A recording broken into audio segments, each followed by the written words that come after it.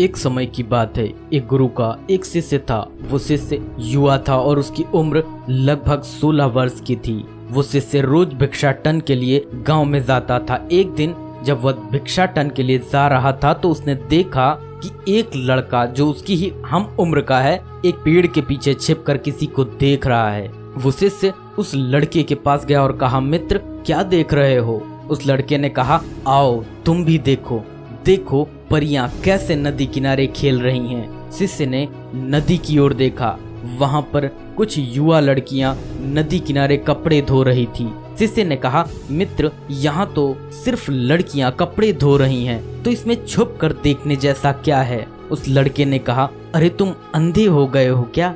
दिख नहीं रहा? जरा उनके सौंदर्य को तो देखो, उनकी अदाओं को तो देखो, सुंदरता कैसे बिखरी पड़ी है।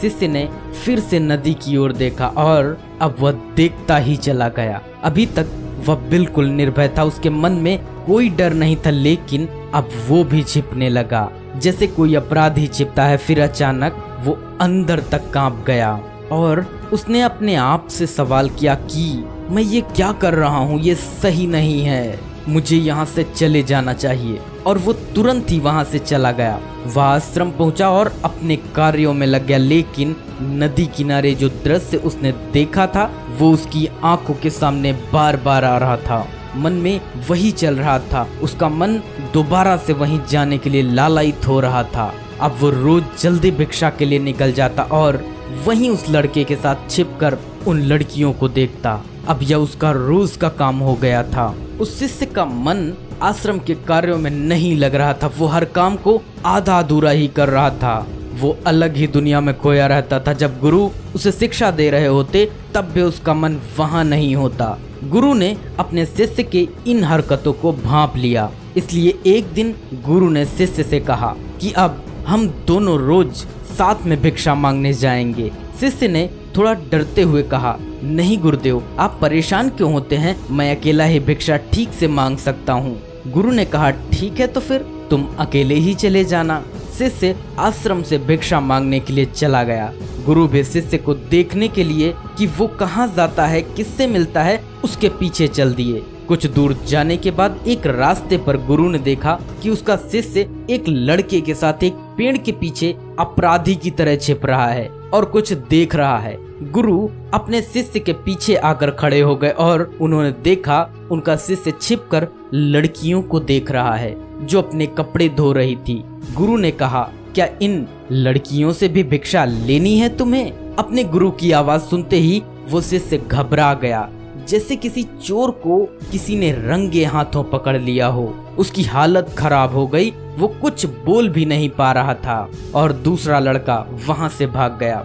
शिष्य के मुख से कुछ टूटे फूटे शब्द ही निकल पा रहे थे। वो अपने गुरु से नजरें नहीं मिला पा रहा था। गुरु ने कहा, मेरा शिष्य तो निर्भय था, उसे तो किसी का डर नहीं था, लेकिन तुम तो डर के मारे कांप रहे हो।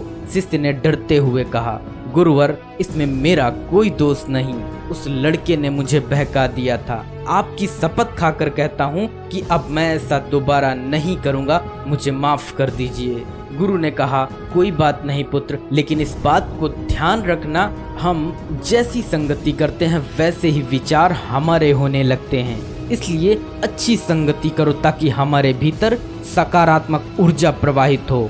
वो शिष्य फिर से अपने आश्रम के कामों पर ध्यान देने लगा। उसने उस रास्ते से भी जाना बंद कर दिया। वो दूसरे रास्ते से जाता, वो अपना काम ध्यान से करता, लेकिन धीरे धीरे उसके भीतर क्रोध की उत्पत्ति होने लगी।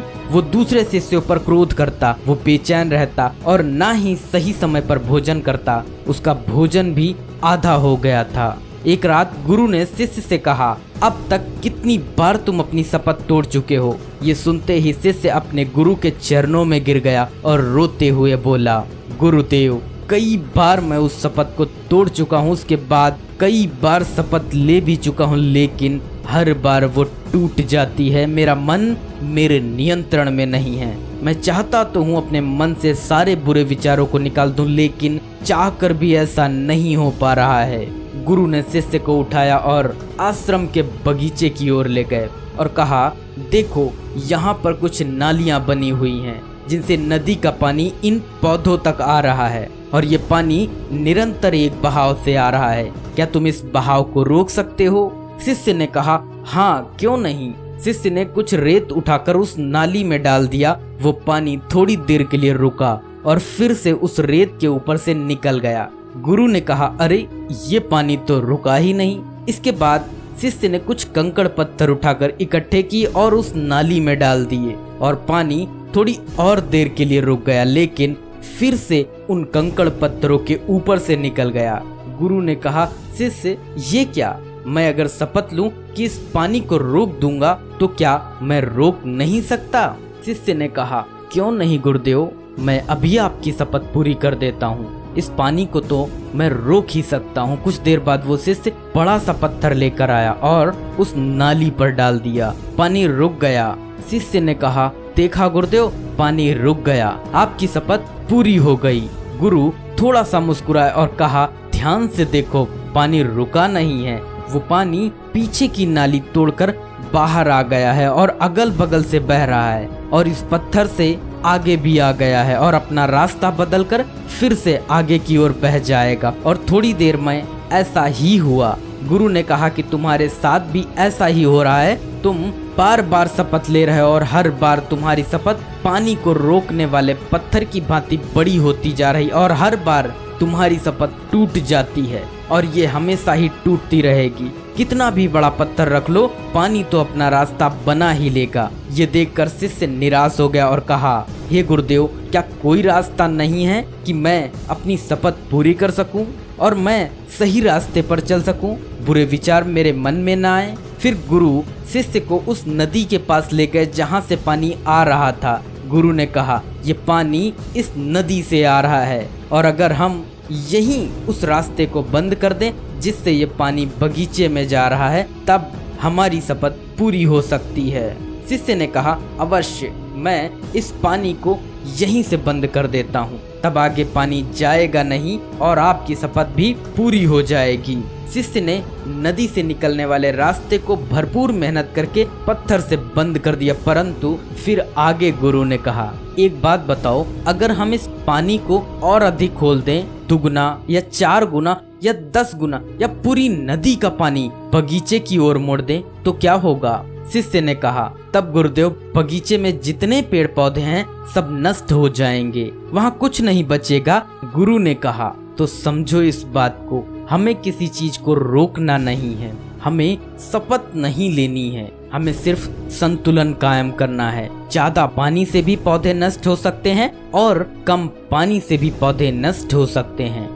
जीवन पनपता है तो संतुलन से और संतुलन से ही जीवन चलता है। शिष्य ने कहा, लेकिन गुरुदेव, हमारे मन में जो बुरे विचार आते उन्हें मैं कैसे रोकूं? गुरु ने कहा कि रोकने की आवश्यकता नहीं है। जो भी विचार तुम्हारे भीतर हैं, तुम्हारे ही कारण हैं। उन कारणों पर चिंतन करो और कहीं ऐसा तो नहीं कि तुमने नदी का पूरा पानी अपने बगीचे में छोड़ दिया है, इसलिए हर तरफ पानी ही पानी दिखाई देता है। कोई जीवन नहीं, कोई ऊर्जा नहीं, कोई पौधा नहीं, केवल पानी, काम वासना का पानी। शिष्य ने कहा, मुझे जगाने के लिए आपका बहुत बहुत धन्यवाद। उस दिन वह शिष्य रात को बहुत चैन की नींद सोया। सुबह अपने कार्यों को पूरे मन से किया और उसी रास्ते से गया जहां वो लड़का उस पेड़ के पीछे आज भी छिपा हुआ था। वो उस नदी पर पहुंचा जहां पर वो लड़कियां कपड़े धो रही थी। उसने लड़कियों से पानी मांगा, उनमें से एक लड़की ने उसे पानी पिलाया और उस शिष्य के चरण स्पर्श किए। शिष्य ने हाथ ऊपर उठाया और कहा, तुम्हारा कल्याण हो। कहानी के सार में हमें 2 सीख मिलती है। पहली सीख, संगति हमेशा सोच समझ कर करनी चाहिए। जैसे खरबूजा खरबूजे को देखकर रंग बदलता है, उसी प्रकार से हर व्यक्ति पर संगति का असर पड़ता ही है। कहानी की दूसरी सीख हमसे कहती है कि जीवन में किसी चीज को जबरदस्ती रोकने का प्रयास नहीं करना चाहिए, बल्कि चीजों को संतुलित करने का प्रयास करना चाहिए। जिस प्रकार से भोजन में अगर नमक की मात्रा अधिक हो जाए तो भोजन बेस्वाद हो जाता है, और यदि नमक की मात्रा कम रह जाए तो भी खाना बेस्वाद हो जाता है। उसी प्रकार से हमें जीवन में हर चीज को संतुलित रखना चाहिए।